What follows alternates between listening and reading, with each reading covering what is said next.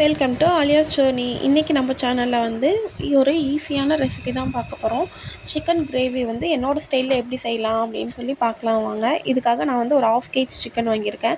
First stove on பண்ணி ஒரு வானல் வச்சு அதில் கொஞ்சமாக எண்ணெய் சேர்த்துட்டு பட்டை, கிராம்பு, சோம்பு, ஒரு சின்ன ஏலக்காய் இதெல்லாம் சேர்த்து நல்லா வந்து பொரிய விட்டுக்கோங்க. இதெல்லாம் பொரிஞ்ச உடனே அதுலேயே பச்சை மிளகாவும் கருவேப்பிலையும் சேர்த்து வதக்கி விட்டுருங்க.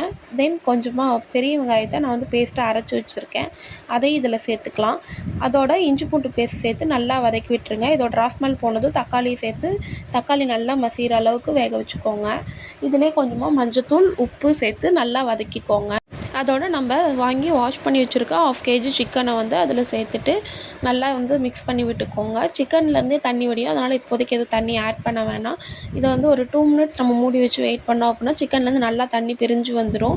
அந்த தண்ணி ட்ரை ஆன அப்புறமா அதில் வந்து நமக்கு தேவையான மசாலாஸ் எல்லாம் சேர்த்துக்கலாம். சிக்கன் மசால், கறி மசால், கரம் மசால், குழம்பு மிளகாத்தூள் எல்லாமே வந்து ஒவ்வொரு ஸ்பூன் சேர்த்துட்டு மசாலாஸ் போட்டு நல்லா கிளறி விட்டுட்டு அதோட ராஸ்மல் போன உடனே ஒரு 1/2 டம்ளர் தேவைக்கேற்ப தண்ணி சேர்த்துட்டு ஒரு 10 மினிட்ஸ் கவர் பண்ணி குக் பண்ணோம் அப்படின்னா வந்து நம்மளுக்கான டேஸ்ட்டான சிக்கன் கிரேவி ரெடி ஆகிடும். அதில் வந்து லாஸ்ட்டாக லைட்டாக கொத்தமல்லி தழை மட்டும் தூவி ஸ்டவ் ஆஃப் பண்ணிவிடுங்க.